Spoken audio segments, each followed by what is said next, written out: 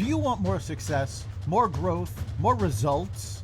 Then it's time for the Boundless Success Accelerator from the Modern Observer Group. This isn't your average coaching program. It's where top performers come to dominate. Weekly group sessions, on-demand coaching, a community that's got your back, and a power-packed library of tools to supercharge your business and career. No more excuses, no more waiting. Get in, level up, and start building the life you've been dreaming about. Visit us at modernobserver.com/boundlesssuccess to join today. Let's get you to the next level. We're here because the news is being distorted. We're here because people are being inundated with misinformation on social media.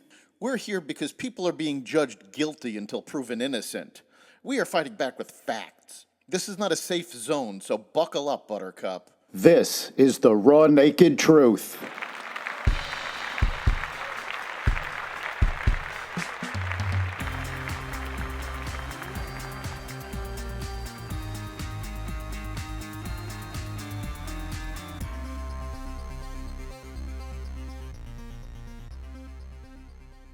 The Trump victory is certified. The Canadian Prime Minister resigns.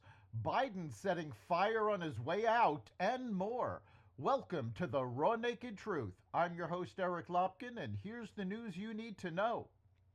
Congress officially certified President-elect Trump's 2024 election victory on Monday, taking him one step closer to assuming the Oval Office at the end of this month. Tellers for the Senate's vote counting were Senators Deb Fischer, the Republican from Nebraska, and Amy Klobuchar, the Democrat from Minnesota. And those on the House side were Representatives Brian Stile, the Republican from Wisconsin, and Joe Morelli, the Democrat from New York.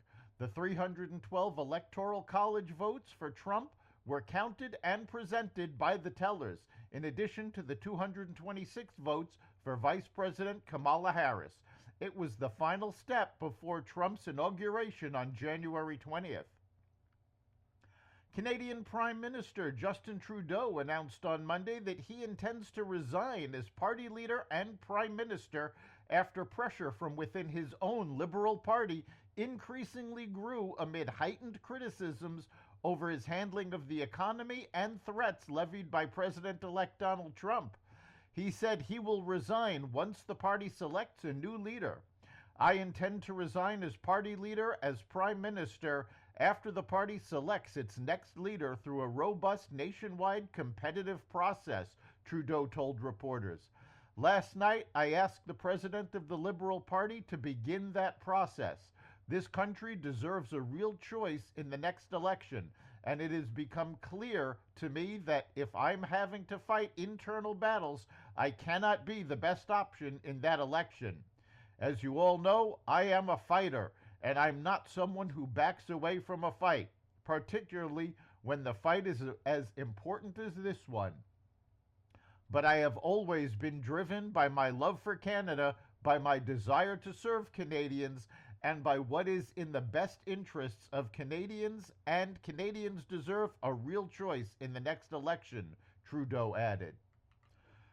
Trudeau, who had led the nation for nearly a decade, has been grappling for months with significant drops in his approval rating over mounting frustrations relating to issues like the soaring cost of living and rising inflation. President Biden announced an 11th hour executive action on Monday that bans new drilling and further oil and natural gas development on more than 625 million acres of U.S. coastal and offshore waters. Biden, whose term expires in 2 weeks, said he is using authority to protect offshore areas along the east and west coasts, the eastern Gulf of Mexico, and portions of Alaska's northern Bering Sea from future oil and natural gas leasing.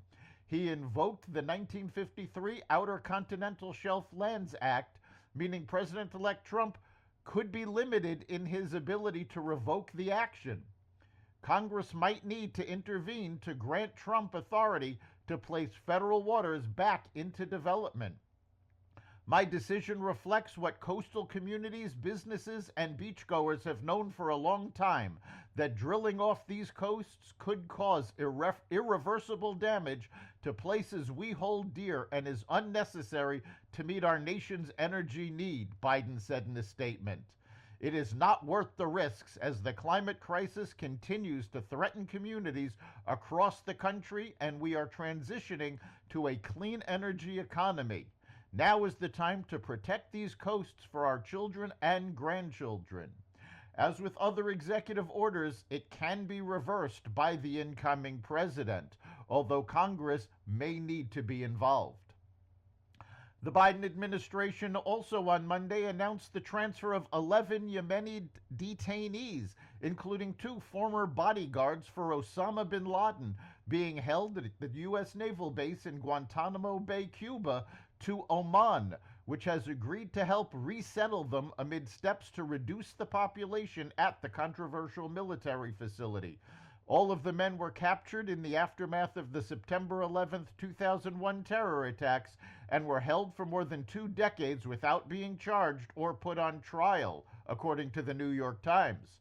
The United States appreciates the willingness of the government of Oman and other partners to support ongoing U.S. efforts focused on responsibly reducing the detainee population and ultimately closing the Guantanamo Bay facility, the Defense Department said in a statement.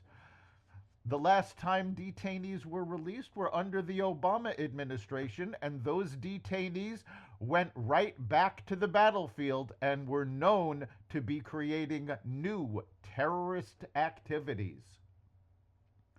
The FBI says that in the months leading up to the New Year's Day massacre in New Orleans, Shamsuddin Jabbar scouted out his target area by wearing Meta smart glasses, taking video footage of Bourbon Street. He also traveled to Egypt and Canada in 2023, though it is less clear if those trips were related to the terror plot. Jabbar killed 14 people and injured at least 35 more when he drove a pickup truck with an ISIS flag attached through busy crowds in New Orleans' French Quarter in the wee hours of January 1st.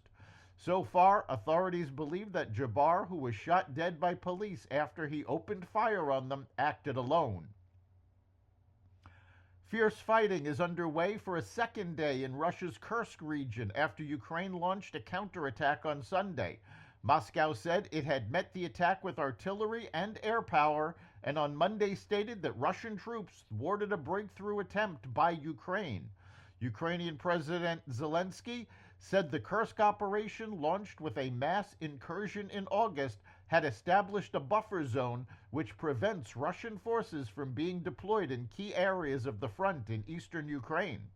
Ukraine and Russia both say they have killed or wounded thousands of each other's troops in Kursk, giving figures the BBC cannot independently verify. In a show of a further shift to Meta's policies, Ultimate Fighting Championship CEO Dana White has joined the board of directors of Meta, the parent company of Facebook and Instagram.